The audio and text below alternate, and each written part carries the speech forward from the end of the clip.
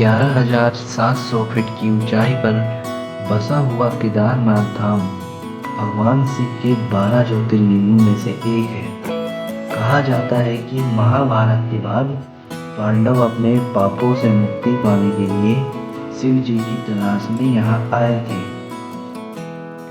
आज भी लाखों श्रद्धालु हर साल इस कठिन यात्रा को पूरा करते हैं और इस बार हम भी रेडी हैं उस पवित्र धाम की यात्रा के लिए।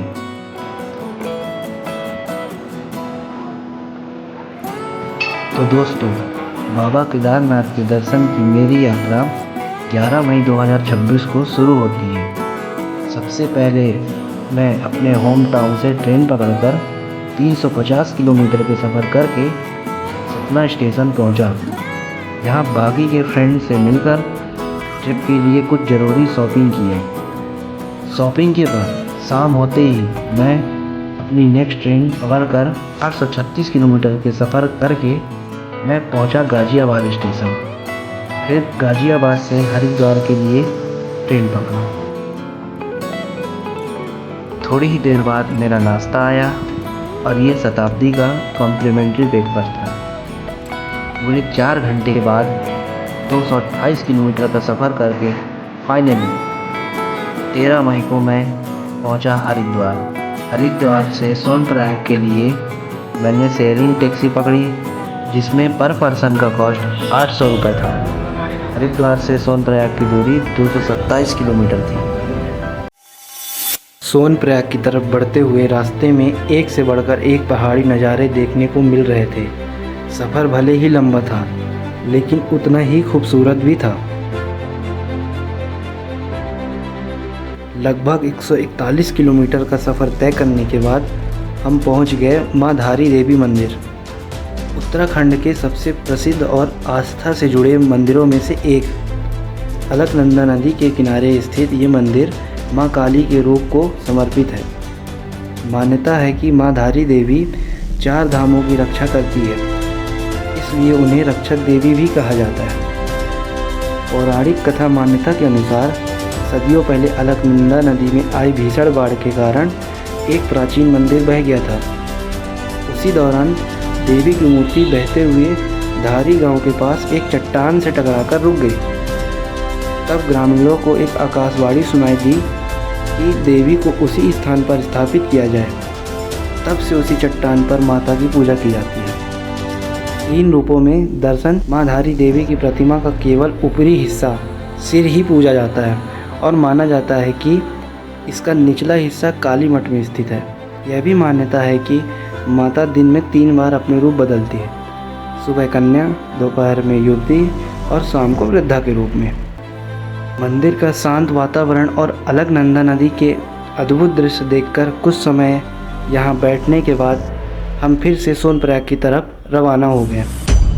पौराणिक मान्यताओं के अनुसार कहा जाता है कि इसी स्थान पर भगवान शिव और माता पार्वती के पुत्र कार्तिकेय ने अपने माता पिता के चक्कर यानी पृथ्वी की परिक्रमा लगाने की शर्त पूरी की थी और शिव पार्वती ने यही कार्तिकेय को स्नान करवाया था, जिसके बाद इस जगह का नाम सोनप्रयाग पड़ा।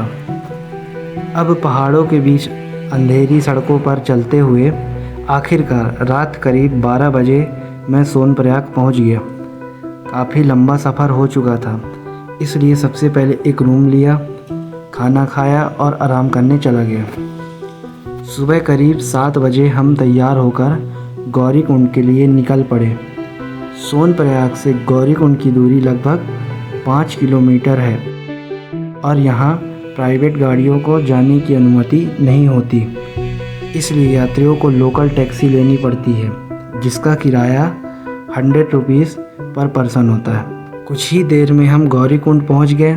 यह वह पवित्र स्थान है जहां से बाबा केदारनाथ की पैदल यात्रा शुरू होती है। धार्मिक हिंदू मान्यताओं के अनुसार माता पार्वती, जिन्हें गौरा भी कहा जाता है, उन्होंने भगवान शिव को अपने पति के रूप में पाने के लिए इसी स्थान पर कई वर्षों तक कठोर तपस्या और यौगिक साधना की थी। उनकी इसी तपस्या के कारण इस स्थान का नाम गौरीकुंड पड़ा। यहाँ एक गर्म पानी का कुंड भी है जिसे बहुत पवित्र माना जाता है और इसी से इस स्थान की पहचान बनी। और अब शुरू होता है मेरी यात्रा का सबसे बड़ा और यादगार हिस्सा, गौरीकुंड से बाबा केदारनाथ धाम का 16 किलोमीटर का ट्रैक के स्टार्टिंग में धूप काफ़ी तेज़ था, इसलिए मैं ORS का पैकेट निकाला और उसको पानी की बोतल में डाल के अच्छे से सेक करके पी लिया, क्योंकि ऐसी सिचुएशन में बॉडी को हाइड्रेट रखना बहुत ज़रूरी होता है। इसके बाद आगे बढ़ते हुए इस घोड़े का ऐसा मूवमेंट देखकर मुझे तो हंसी ही आ गई। मैं तुरंत इस मूवमेंट को कैप्चर कर लिया, क्योंकि यात्रा में ऐसे छोटे छोटे मूवमेंट्स ही यादगार बन जाते हैं। उसके बाद बिना रुके कुछ किलोमीटर चलने के बाद मैं पहुंचा रामबाड़ा ब्रिज। इस ब्रिज के बाद से ट्रैक और भी ज़्यादा टफ होना शुरू हो जाता है, क्योंकि यहाँ से चढ़ाई ज़्यादा बढ़ने लगती है। जैसे जैसे मैं ऊपर जा रहा था वैसे वैसे पहाड़ों पर बर्फ़ के नज़ारे दिखने लगे, ठंड भी बढ़ने लगी और ऑक्सीजन की कमी की वजह से सांस लेने में थोड़ी दिक्कत आने लगी। ऐसे सिचुएशन में कपूर बहुत काम आया।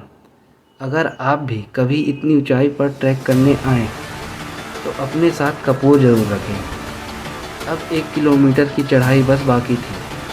सब लोग एक शॉर्ट रूट से जा रहे थे जो 400 मीटर की चढ़ाई को कम कर देता है, तो मैं भी बाकी लोगों के साथ उस रास्ते पर निकल पड़ा और बाद में ये शॉर्ट रूट की जगह सीधा पहाड़ की दीवार लग रही थी।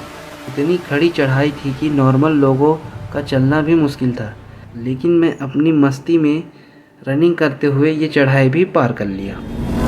इस पूरी यात्रा की कठिन चढ़ाई के बाद अब बाबा केदारनाथ का मंदिर बस 200 मीटर दूर रह गया था। थकान जरूर था, लेकिन जैसे ही मंदिर नज़र आया अंदर से एक अलग ही एनर्जी आ गई। मंदिर के पास पहुंचकर सबसे पहले मैंने रूम लिया, कपड़े चेंज किए और थोड़ा फ्रेश हुआ। उसके बाद प्रसाद लेकर शाम 7 बजे बाबा के दर्शन के लिए निकल पड़ा। रात के समय ठंड काफ़ी ज़्यादा लग रही थी। लंबी लाइन के बाद आखिरकार रात के लगभग 9 बजे मुझे गर्भगृह के अंदर जाकर बाबा केदारनाथ के दर्शन का सौभाग्य मिला। दर्शन के बाद बॉडी काफ़ी थक चुकी थी, इसलिए मैं वापस रूम पर आया और आराम करने चला गया। सुबह 7 बजे जल्दी रेडी होकर मैं बाबा की दिव्य आरती के लिए शामिल होने के लिए चला गया।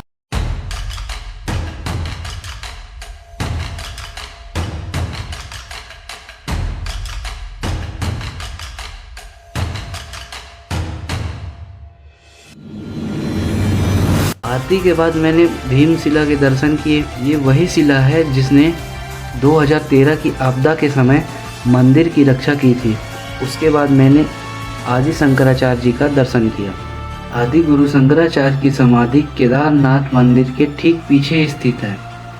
मान्यता के अनुसार 32 वर्ष की आयु में यही उन्होंने पूर्ण आध्यात्मिक मुक्ति मोक्ष प्राप्त की थी और उनका भौतिक शरीर केदारनाथ की भूमि में विलीन हो गया था। 2013 की भीषण केदारनाथ आपदा में मूल समाधि स्थल नष्ट हो गया था। इसके बाद भारत सरकार द्वारा समाधि स्थल का भव्य पुनर्निर्माण किया गया। केदारनाथ के दर्शन के बाद अब एक और जगह बाकी था, भैरव बाबा का मंदिर।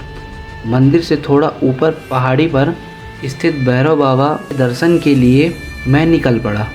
कहते हैं भैरव बाबा केदारनाथ धाम के रक्षक हैं। वहाँ पहुंचकर जो पहाड़ों का नज़ारा दिखता है वो ज़िंदगी भर याद रहने वाला है। और इसी के साथ बाबा केदारनाथ की यात्रा के सबसे खूबसूरत सफ़र यहीं पूरा होता है। एक ऐसी यात्रा जो सिर्फ पहाड़ों की नहीं थी, बल्कि एक अलग ही अनुभव था। अब वापस लौटने का समय था, तो मैं अपने रूम पर आया, बैग पैक किया और फिर सोनप्रयाग के लिए निकल पड़ा। लेकिन सफ़र अभी ख़त्म नहीं हुआ था, क्योंकि सोनप्रयाग से मुझे अपनी अगली मंजिल तुंगनाथ के लिए निकलना था।